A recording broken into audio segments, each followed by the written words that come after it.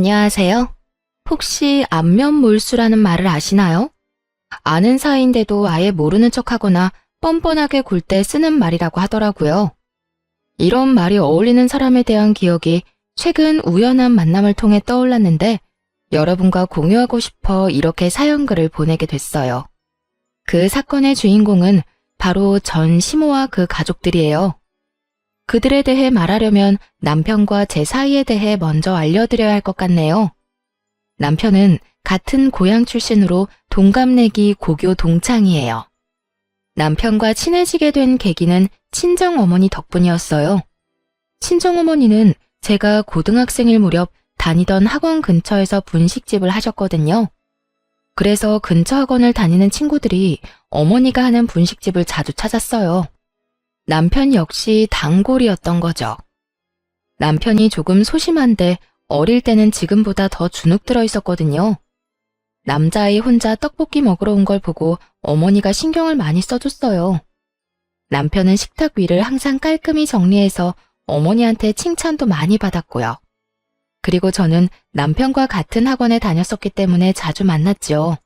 그때 남편이 저한테 그랬거든요. 너희 집은 진짜 즐거워 보이네. 넌 좋겠다. 진짜 부러워. 갑자기 무슨 오글거리는 소리야? 다른 집도 다 비슷하지 않아? 꼭 그렇지만은 않지. 넌 진짜 복 받은 줄 알아야 해. 나중에 알게 됐죠. 남편이 집에서 차별을 많이 당했다는 걸요. 알고 보니 재혼 가정이었는데 계모가 남편을 어릴 때부터 많이 차별했대요. 드라마에나 나오는 이야기라고 생각했는데 직접 들으니 참 마음이 안 좋더라고요. 계모의 아들인 남동생은 새 것만 들고 다니는데 남편은 늘 같은 걸 들고 다녔고요. 밥도 제대로 못 얻어먹는지 매번 우리 분식집에서 배를 채우더군요. 화목한 우리 집을 보며 부러움을 느끼는 남편이 측은해서인지 관심이 가기 시작하고 점점 마음을 키워갔던 것 같아요. 그렇게 대학 들어가서 연애를 시작하고 직장인이 된 후에 결혼을 하게 됐죠. 내가 이 사람을 행복하게 해주고 싶다고 생각했어요. 그런데 시댁이 참 정글 같은 곳이더군요. 일단 시부는 저를 엄청 좋아해 주셨거든요. 그래, 어릴 때부터 봐온 사인이 참 좋구나. 사부인께서는 잘 계시지? 네가 며느리가 돼서 얼마나 기쁜지 모른다. 게다가 대학병원 간호사가 내 며느리인 게 얼마나 자랑스러운지 친구들한테 자랑도 많이 하고 다녔지.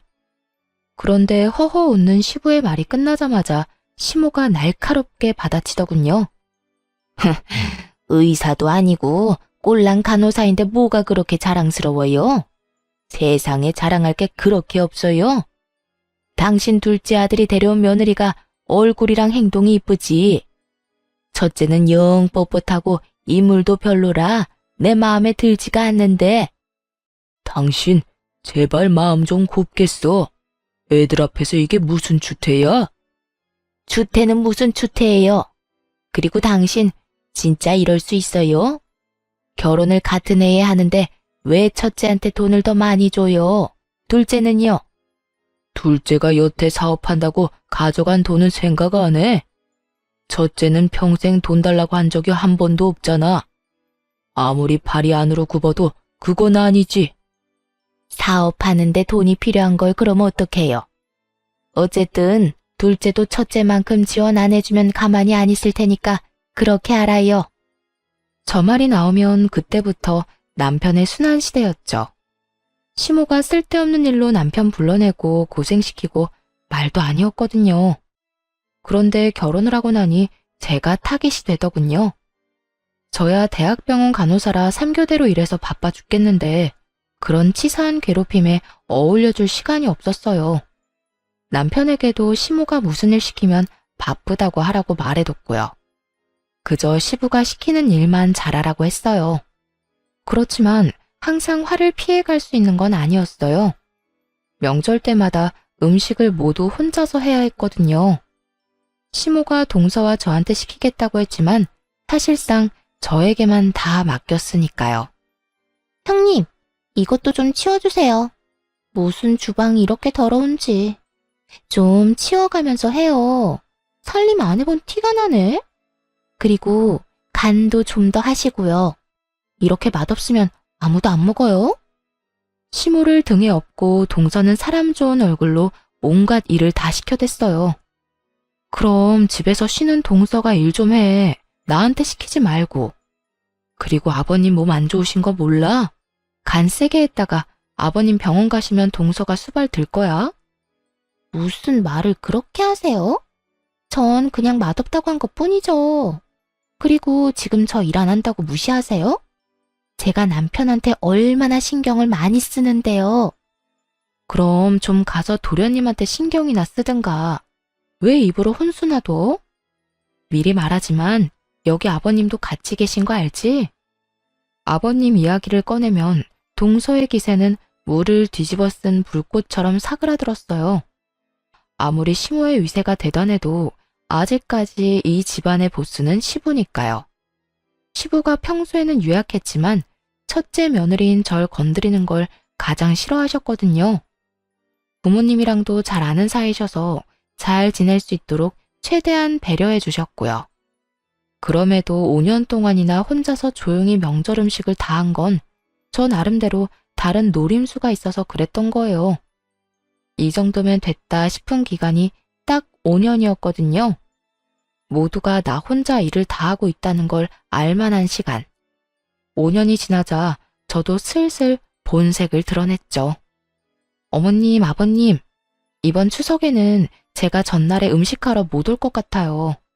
여태까지는 사정해서 당직을 빠졌는데 다른 사람들 일정을 무시할 수가 없어서요. 로테이션으로 돌아가며 일정 잡는데 저만 매번 명절에 빠질 수는 없잖아요. 즉, 명절 전날에 일하러 가야 해서 시댁에 못 온다고 못 박아버린 거죠. 그런 게 어디 있니? 네가 없으면 어떡하라고? 어머님도 참. 며느리가 저 하나뿐인 것도 아닌데 무슨 걱정을 하세요. 동서 혼자서도 잘할 거예요. 전업주부라 살림도 남편 내조도 잘하는 동서가 설마 제사 음식 하나 못하려고요? 웃으며 그렇게 말하자 시모가 역정을 내더군요. 아니, 여태까지 잘 빼줬다가 왜 이번부터는 안 된대? 너 그냥 음식 안 하고 싶어서 일한다는 거 아니니? 어머님, 대학병원에 일하는 사람이 얼마나 많은데요. 저만 계속 그 날짜에 빠질 수가 없어요. 다른 사람들도 생각해야죠. 그래, 그건 새아기 말이 맞다. 며느리가 둘이나 있으니 이번에는 둘째에게 시켜보자. 첫째 혼자서도 그만큼 했는데 둘째라고 못하겠소? 그렇지? 시부가 그렇게 얘기하자 동서는 말도 없이 우물쭈물하기만 하더군요. 우더러니 시키니 안 된다 말은 못하겠고 중간에서 곤란하겠더라고요. 그래서 손윗사람으로서 등 떠밀어줬죠. 동서가 못하는 게 아니에요. 어머님이 워낙 동서를 아끼시니 그간 실력을 볼 기회가 없었던 것뿐이죠. 전업주부로 5년을 지냈는데 설마 음식 하나 못하겠어요? 이번에 그 솜씨 한번 발휘해줘요. 알았죠? 결국 동서 혼자 명절 준비를 하게 됐어요. 동서가 미친 듯이 째려봤지만 뭐 어쩌겠어요? 그날 일이 있어서 전 못 나오는 걸요. 그렇게 명절이 되어 일을 끝내고 시댁으로 갔더니 세상에 동서 혼자 정말로 준비를 다 했더군요. 시모가 어깨를 으쓱하더니 보란듯이 말했어요. 봤니? 맛도 그렇고 모양도 그렇고 금 잡을 데가 한 군데도 없어. 거기다가 나 고생할까봐 전날 집에서 다 해오는 정성까지. 예, 그런 건 좀 보고 배워라. 정말 잘했네요. 동서, 수고했어. 그런데 형님, 오늘 일한다고 하시지 않았어요? 그런데 제가 받은 이 문자는 뭐죠? 동서가 뜬금없이 보여준 문자에는 사진 한 장이 첨부되어 있었어요. 저와 웬 남자가 커피를 마시는 사진이요. 다름이 아니라 점심때 보험회사 직원이 상품 하나가 너무 잘 나왔다고 저한테 상담 한번 받아보라고 연락을 했거든요. 마침 남편 보험이 너무 부실했던 터라 한번 상담을 받아볼까 해서 만났죠. 그런데 그때의 모습이 떡하니 찍혀 있더라고요. 제 뒷조사라도 한 모양이었어요. 솔직히 깜짝 놀랐어요. 일하기 싫다고는 해도 이런 짓까지 하다니. 동서는 바쁘지도 않았어? 어떻게 음식 준비하면서 이런 사진까지 다 찍었대? 말 돌리지 말고 이야기나 해주세요. 오늘 일하신 거 맞아요? 그러자 옆에 계시던 시고모님이 대답을 빼앗아 갔어요. 질부, 오늘 병원 출근한 거 맞다. 내가 오전에 질부 병원에 병문안을 가고 오후에는 진료를 보러 갔거든. 그때 다 있었어. 이 사진은 점심시간에 찍힌 것 같은데. 점심 밖에서 먹었니? 네, 보험회사 직원이에요. 저는 딱히 필요가 없는데 남편 보험이 부실하더라고요. 실손보험 외에 다른 보험은 하나도 없어서 잘 됐다 싶어서 만난 거였고요. 그런데 동서는 어디서 이런 문자를 받았어? 남편이 근처 지나다가 형님을 봤다고 해서 찍은 거예요. 아니면 됐어요. 식사나 하세요. 트집을 잡으려다가 시고모님이 편들어주자 아무 말 못하고 식사나 하라더군요. 그렇게 식사를 하다가 중간에 나서서 말했어요. 그런데 동서, 솜씨가 정말 좋다. 너무 맛있는데? 그렇지 않아요, 아버님? 그래, 둘째 며느리가 생각보다 요리 솜씨가 굉장히 좋구나. 고모님도 맛있으시죠? 그래, 첫째 질부한테는 좀 미안한 말이긴 한데 둘째 솜씨가 굉장히 좋아. 간도 딱 좋고. 저한테 미안하실 게 뭐가 있어요. 사람들한테 맛있다는 말을 들으니 동서도 기분이 좋은 모양이더군요. 덩달아 옆에 있던 시모도 자신만만한 표정으로 저를 쳐다봤고요. 그 모습이 너무 웃겨서 그저 웃었어요. 그리고 이렇게 말해줬죠. 그럼 앞으로는 동서가 음식 준비하면 되겠네. 사실 내가 요리를 너무 못해서 항상 죄송하고 민망했거든. 동서 요리 솜씨가 이렇게 좋은데 그걸 뭐하러 썩혀? 그냥 명절마다 이렇게 다른 사람들도 즐길 수 있도록 하면 될 것 같아. 제가 왜요? 이때까지 형님이 다 하셨잖아요. 어른들께서도 동서 솜씨가 참 좋다고 하시잖아. 좋은 솜씨 그렇게 썩히는 거 아니야. 그리고 아버님, 어머님, 다음부터는 명절 전후로 빠지기가 조금 힘들 것 같아요. 제가 진급을 해서 쉬는 날 빠지기가 곤란해졌어요. 동서가 음식도 잘하고 이렇게 다들 좋아하시니 양해를 좀 구해볼게요. 괜찮죠? 뭐 그렇게 바쁘다고 집안일에 도움 안 되는 너보다 둘째가 훨씬 낫구나. 그럼 그렇게 해라. 너희 시아버지도 둘째 솜씨를 더 좋아하시니. 시부에게 이참에 잘 보일 생각이었는지 시모가 웬일로 허락을 하더군요. 저야 그저 웃음이 날 뿐이었죠. 뒤에 있는 동서 표정이 썩는 것도 모르고 자기 마음대로 결정해버렸으니 그때 동서가 급하게 대화에 끼어들더군요. 왜 그래? 동서, 할 말 있어? 네. 그게 사실 이번에 준비해온 음식들 반찬 가게에서 다 산 거예요. 눈을 찔끔 감고 말하는 동서를 보니 진짜로 웃음이 터질 것 같았어요. 참으려면 허벅지를 꽉 꼬집어야 할 정도였죠. 뭐라고? 그게 너무 힘들었단 말이에요. 혼자서 제사 음식을 어떻게 다 해요? 저도 어쩔 수 없이 그랬던 거라고요. 사실 동서가 음식을 샀든 진짜 했든 저는 상관없었어요. 어차피 다음 명절부터는 음식 준비를 안 할 테니까요. 그런데 시모에게는 청천벽력 같은 말이었나 봐요. 믿었던 도끼에 발등 찍힌 기분이지 않았을까요? 역시나 시모 표정이 완전 귀신처럼 흉악해지더군요. 정신 나갔어? 어떻게 제사 음식을 사놓고 직접 했다고 속일 수가 있어? 아무리 아끼는 며느리라도 이런 상황에서는 미운 모양이었어요. 어머님, 잘 드셔놓고 왜 이제 와서 화를 내세요? 화를 안 내게 생겼어? 못할 것 같으면 못하겠다고 말을 했었어야지. 어디서 사서 가져와 놓고 네가 했다고 거짓말을 해? 가족들 앞에서 날 거짓말쟁이로 만드니 기분 좋니? 도대체 애가 생각이 없어 넌? 동서가 시모에게 먼지 한 톨 남기지 않고 털리고 있는데 시고모님이 말하더군요. 옳게, 애 그만 잡아요. 힘든 것도 사실이지. 그간 첫째 질보 혼자서 얼마나 힘들었는지 잘 알게 됐으니 좀 바꾸는 게 어때요? 이렇게 반찬 가게에서 사 먹는 거 난 나쁘지 않은데? 넌 어떻게 생각하니? 저도 뭐 괜찮네요, 누님.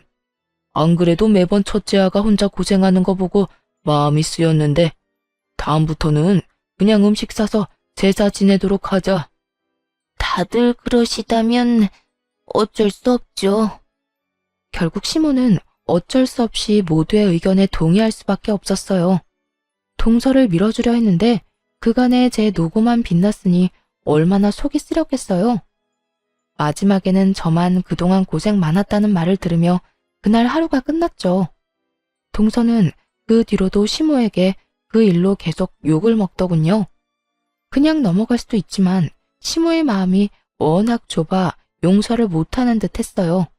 하지만 동서가 시모에게 시달리는 것도 한두 달 뿐이었어요. 그 뒤에는 가족들 모두 정신이 없어졌거든요. 시부가 연세치고는 정정하게 지내셨는데 갑자기 몸이 계속 안 좋아지셨거든요. 건강검진을 해보니 문제가 있어 제가 다니는 병원에 입원하시게 됐어요. 변명은 폐암. 게다가 속도가 빨라서 발견했을 때는 손 쓸 수 없을 정도였어요. 시부가 입원해 있는 동안 시모랑 동서 둘이 딱 붙어 옆에 있더라고요. 하지만 간병을 하는 게 아니라 사람을 못 살게 굴고 있었죠. 대화하는 걸 대충 들었는데 유산과 관련된 이야기를 하더라고요. 참 바뀌는 거 없는 인간들이다 싶었어요. 시부 재산이라고는 시댁 집뿐이고 돈도 어차피 치료비에 거의 다 쓰일 텐데 뭐가 그리 급한지 누워있는 사람을 괴롭히더군요. 몇 번은 제가 절대 안정을 해야 한다는 말로 내쫓아주기도 했지만 아주 끝장을 보려는 건지 끈질기게 시부에게 확답을 듣고자 하더라고요. 결국 시부가 가족들 모아놓고 이야기를 꺼냈어요. 당신도 알다시피 내가 가진 건 별로 없어. 이 집이랑 예금만 얼마 정도 있지. 당신이랑 둘째한테 유산을 주는 조건은 내 누나를 돌봐주는 것뿐이야. 내가 누나보다 먼저 가게 될 줄은 몰랐으니 나 대신 우리 누나를 잘 보살펴주면 유산 돌려줄게. 그렇게 하겠소? 시고모님이 시부를 업어 키웠다고 할 정도로 남매가 각별한 사이였거든요. 시부를 고등학교까지는 보내려고 결혼도 하지 않고 돈만 벌다가 결국 시고모님은 혼자서 늙어가셨죠. 게다가 지금은 일도 없이 연금 받아서 지내고 계신 것 같았거든요. 각종 질병도 있어서 병원에 자주 가시기도 했고요. 그런 고모님이 안쓰러워 저도 신경을 참 많이 썼는데 시모에게 맡긴다니 걱정이 많이 되더군요. 시모는 자신 있다는 듯이 고개를 끄덕였어요.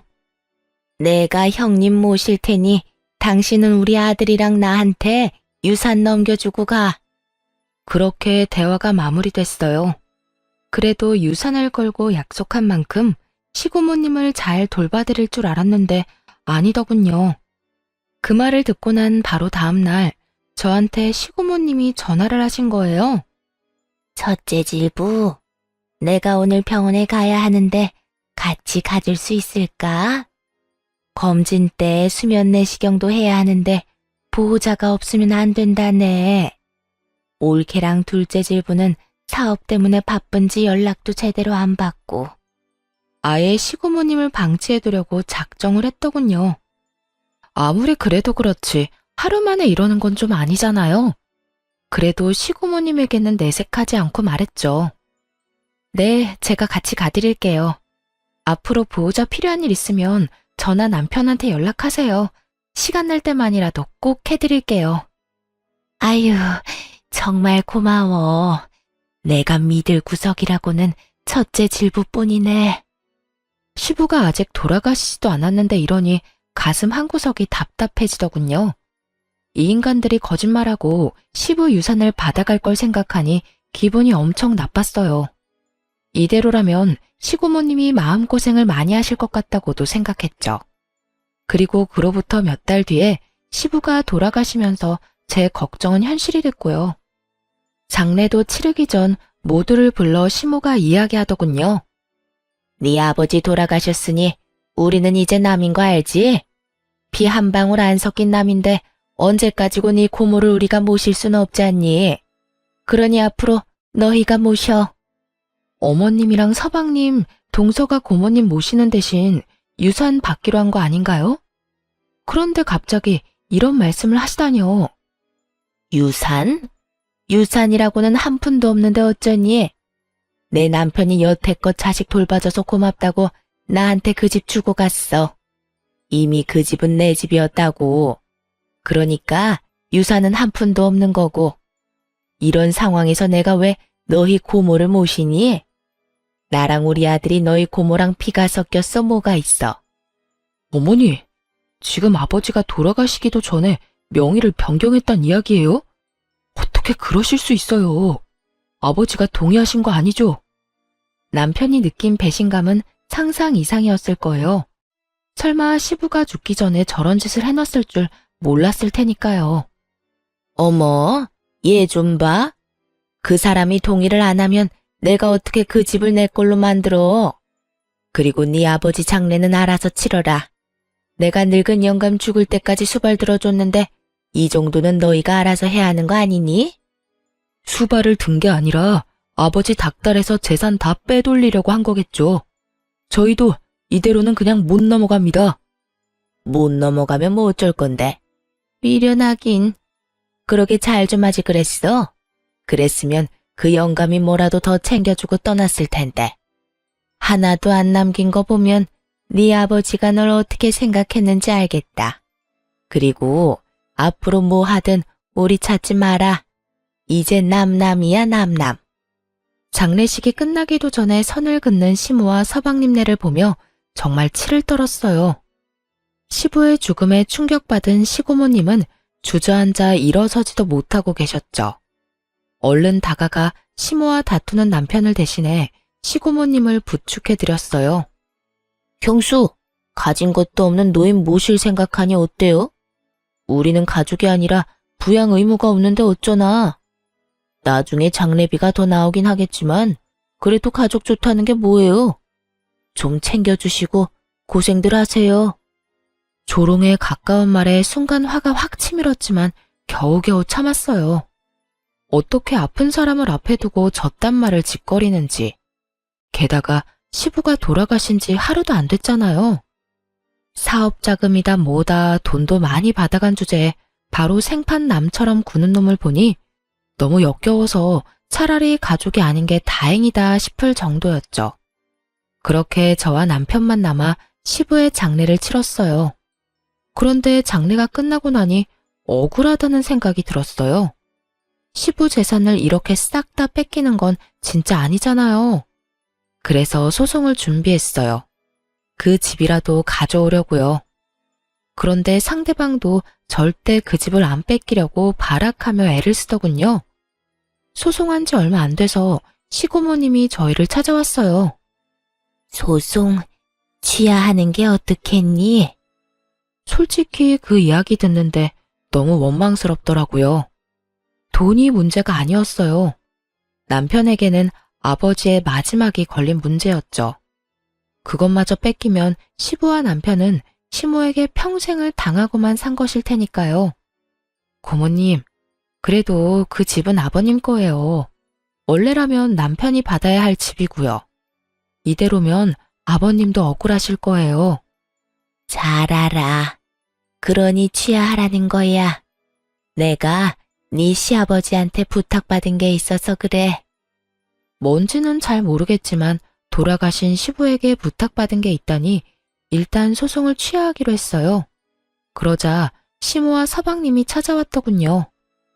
그래, 잘 생각했다. 그러게 패할 소송을 왜 하니? 변호사가 딱 봐도 너희가 질 것 같다고 한 거니? 그래서 소송 취하한 거야?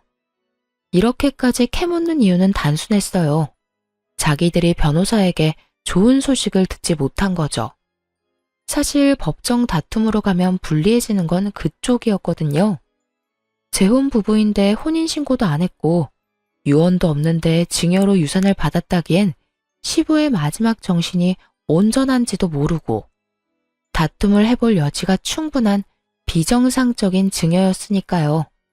그런데 저희가 소송을 취하하니 무슨 꿍꿍이가 있다고 생각하고 온 것 같더라고요.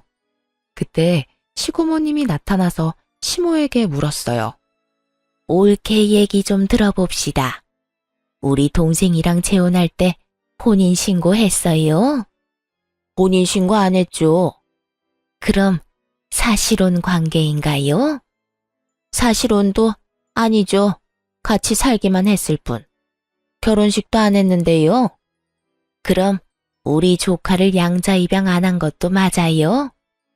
혼인신고도 안 했는데 입양을 왜 해요? 그럼 올케 자식도 법적으로는 우리 동생 아들이 아니겠네요. 네, 우리 진짜 남이라니까요. 남남. 그런데 이런 건 왜 꼬치꼬치 캐물어요? 저는 시고모님이 미리 말씀하신 대로 두 사람의 대화를 녹음 중이었어요. 이야기를 들을수록 시모가 시부의 재산을 빼돌렸다는 의심을 지울 수가 없었어요. 그런데 시고모님이 갑자기 웃으며 종이를 하나 꺼내시더라고요. 그럼 계산이 간단해서 좋네요. 지금 그 집 소유주가 올케 맞죠? 그 사람이 진짜 명의를 나한테 넘겨주고 죽었다니까요. 그런데 이게 뭐야? 시고모님이 건넨 서류를 슬쩍 훑던 시모가 깜짝 놀라 소리를 꽥 지르더군요. 내가 그 집 소유주한테 그 집을 담보로 돈을 빌려줬어요. 이건 그 차용증이고요. 그런데 돈을 갚지 않은 채 그 집이 그쪽으로 넘어갔으니 당신이 갚아야겠네요. 시부가 빌린 돈은 거의 1억에 가까운 금액이었어요. 게다가 돈을 못 갚으면 집을 주겠다는 조항이 떡하니 적혀 있었죠. 거짓말이지? 가족끼리 돈 빌린 일에 이런 건 소용없다고. 가족끼리라도 차용증 쓰면 당연히 법적 효력이 있는 건 몰랐어요. 근데 동생도 참 너무하네. 그 집 받을 때 아무 설명도 못 들었어요? 시모는 아무 말 못하고 손톱만 질근질근 물어뜯더군요. 딱 보니 시부 허락 없이 집을 가져간 티가 났어요. 완전히 얼굴이 파랗게 되어서 했던 말만 되풀이하더라니까요. 거짓말이야. 이럴 리 없어. 이거 가짜죠? 가짜니까 여기서 이러지. 이게 진짜였으면 소송할 때 이야기했으면 되잖아. 그렇게 의심되면 확인해 봐요. 그거 변호사 공증 받은 거거든요. 그 말이 끝나기도 전에 시모가 서류를 쫙쫙 찢어버렸어요. 이런, 원본은 당연히 변호사가 가지고 있어요. 그러니까 사본은 얼마든지 찢어도 상관없어요. 평온한 시고모님 말투에 시모는 미쳐버리기 딱 일보 직전이더라고요. 왜냐면 시모가 가져간 그 집에는 이미 은행을 통한 담보대출도 잡혀 있었거든요. 상속받자마자 소송으로 뺏길 수도 있다고 생각해서 그런지 서방님이 이미 그 집을 담보로 대출을 신청했더군요. 이 집 담보대출 받아서 그만큼 돈 못 줘요. 그럼 올케가 1억을 나한테 줘야지. 아니면 대출 받은 사람이 주든가. 그러면서 시고모님이 바라보자 서방님이 고개를 대뜸 젓더군요. 안 돼요.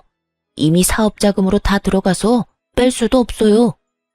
너 모아둔 돈도 없니? 지금 그 집 뺏기면 엄마 살 곳도 없어. 내가 무슨 돈이 있어요. 넌 돈도 한 푼 없는 애가 무슨 사업을 하겠다고 난리야. 그리고 그 돈은 보관만 하기로 한 거잖아. 그런데 그걸 냅다 다 썼다고? 언제 망할지도 모를 사업에? 이제 시모와 서방님이 아주 박 터지게 말다툼을 하더군요. 어쨌든 난 돈 없으니까 엄마가 알아서 해요. 엄마는 이런 것도 안 알아보고 도대체 뭐 한 거예요? 그렇게 아들이 못 준다고 버티는 통에 결국 시모는 집을 팔아서 마련해야 했어요. 그 차용증이 너무나 명확한 법적 증거가 돼서 목을 죄고 있었거든요. 집 담보대출 받은 금액이 빠지고 시고모님께 1억까지 주고 나니 남는 건 5천 정도뿐이더군요. 시모가 시고모님께 돈 갚으러 왔을 때 저희 부부와 서방님 부부도 있었거든요. 그때 시모가 서방님과 동서에게 말하더군요. 이제 난 돈도 집도 없다. 1억 준 거나 마찬가지니 너희가 날 모시고 살아야 해. 어머님, 저희 집 좁아요. 그런데 어머님을 어떻게 모셔요? 그러지 마시고 5천으로 월세 집이라도 하나 계약하세요.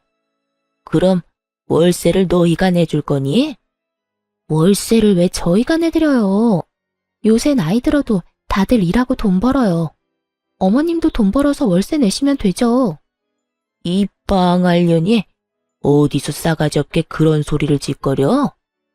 내가 나이가 몇인데 지금 나가서 무슨 돈을 벌어? 그러려고 너희한테 돈 다 갖다 바친 줄 아니? 그리고 야, 아들, 넌 네 마누라가 졌단 소리 하는데 왜 이렇게 태연해?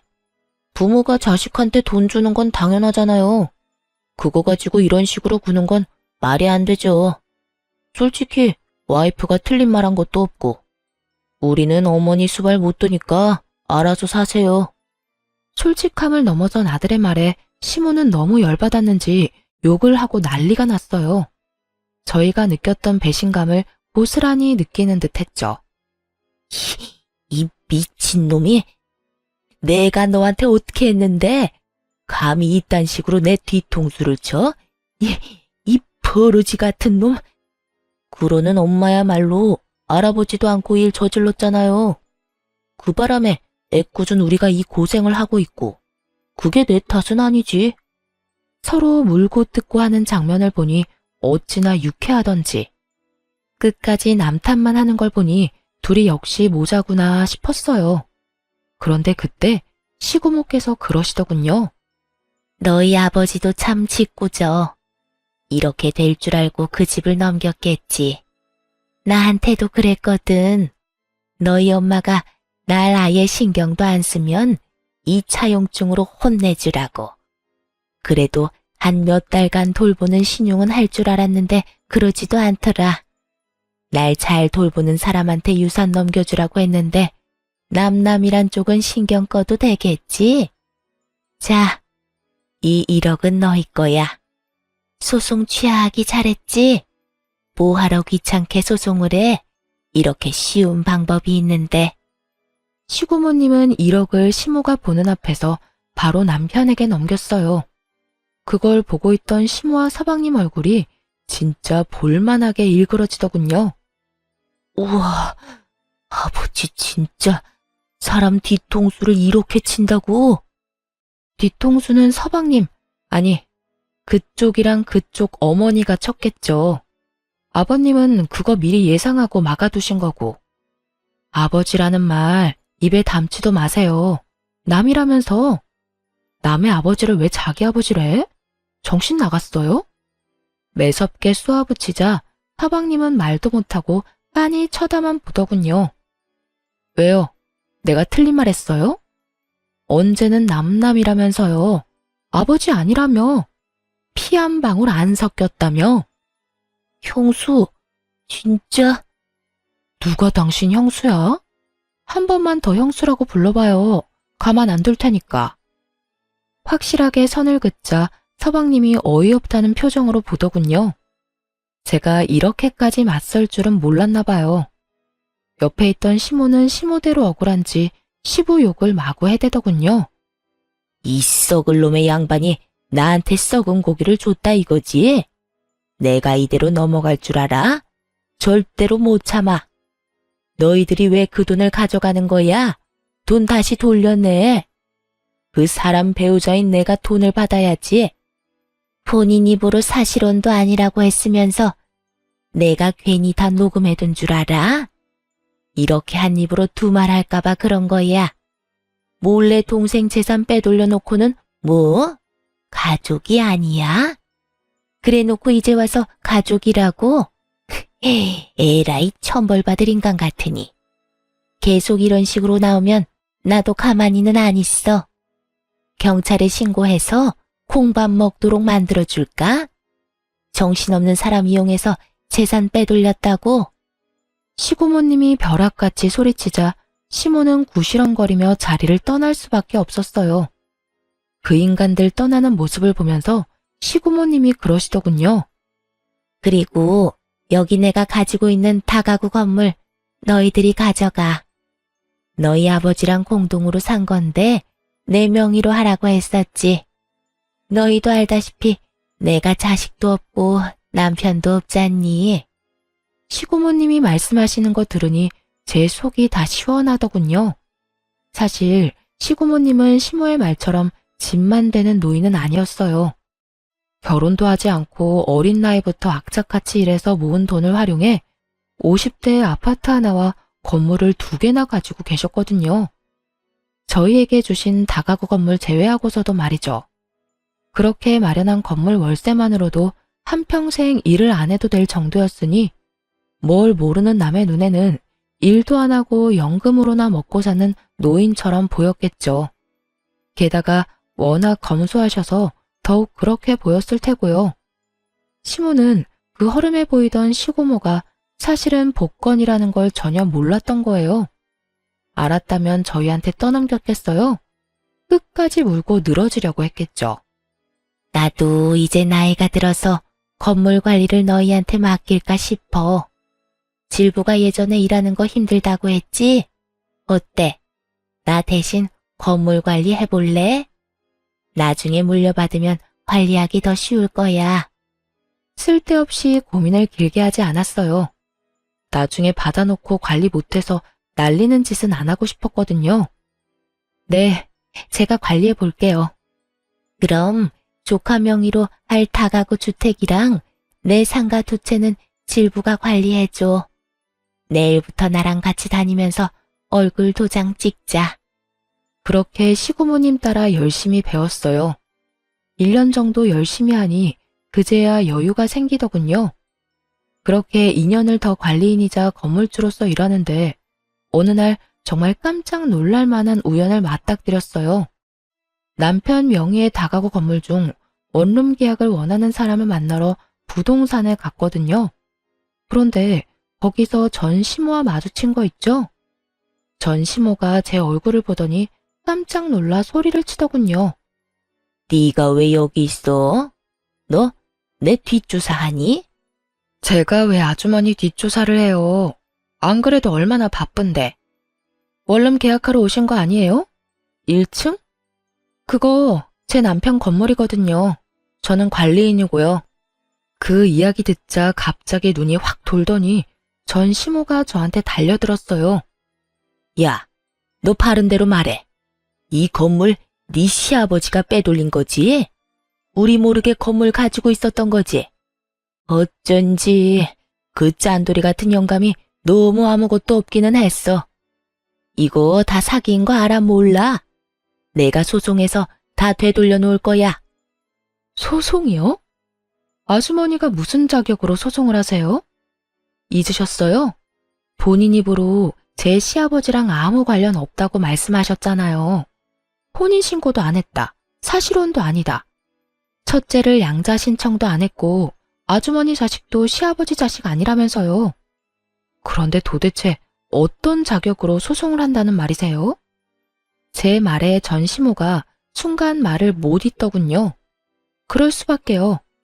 그때 시고모님 부탁으로 전부 다 확실하게 녹음해놨으니까요. 원본이 아직도 저한테 있는데 소송한들 법원에서 받아줄 리도 없고요. 그래도 내가 저를 키운 정이 있는데 어떻게 그놈이 그럴 수가 있어?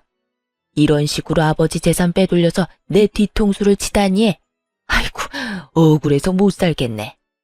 신세 한탄을 시작한 전 시모를 보며 피식 웃어주고는 말했죠. 그러게, 처음부터 고모님한테 잘 좀 하시지 그랬어요. 그 재산들 다 아버님이 고모님한테 맡겨두셨더라고요. 결과적으로는 저희가 좋게 됐죠. 아주머니가 대박 복권이나 다름없는 고모님을 저희한테 맡겨주셔서요. 그렇다고 고맙다는 뜻은 아니에요. 아버님 부탁 다 무시하고 욕심내다가 이렇게 된 거면서 뭐가 그렇게 억울해요? 그럼 억울하지 안 억울해? 네 시아버지 그 인간이 내가 자기 누나 안 돌볼 거 알고 미리 손 쓴 거였어. 그걸 알았으면 이런 짓을 했겠어? 그러니까요. 자기가 잘못된 선택을 해놓고 왜 남 탓을 해요? 대신 사랑에 맞지 않는 아드님이랑 며느리 덕 좀 보세요. 그런데 그것도 쉽지 않나 봐요? 혼자서 월세방 계약하려는 거 보면. 그 놈은 인간이 아니야. 내가 그렇게 집 뺏기니까 본색 드러내고 나를 버려버리더라고. 게다가 사업하다 다 말아먹고는 나한테 와서 들러붙잖아. 아들놈이고 며느리고 일은 안 하고 밥만 축 내는데 그러지 않아도 늙어서 아들이랑 며느리 먹여 살리는 것도 힘든데 월세 보증금까지 뺏기면 못 버티겠다 싶어서 말도 안 하고 돈 빼서 나온 거야. 그놈들 지금쯤 나 찾으려고 눈에 불을 켜고 있을 거다. 그간 있던 일을 하소연하는 전시모를 보며 너무 웃겨서 죽을 뻔했어요. 그러다가 꼭 한마디는 해주고 싶어서 말했죠. 아주머니는 자식 탓할 거 없어요. 본인이 스스로 뿌린 거 모두 거둔 것 뿐이잖아요?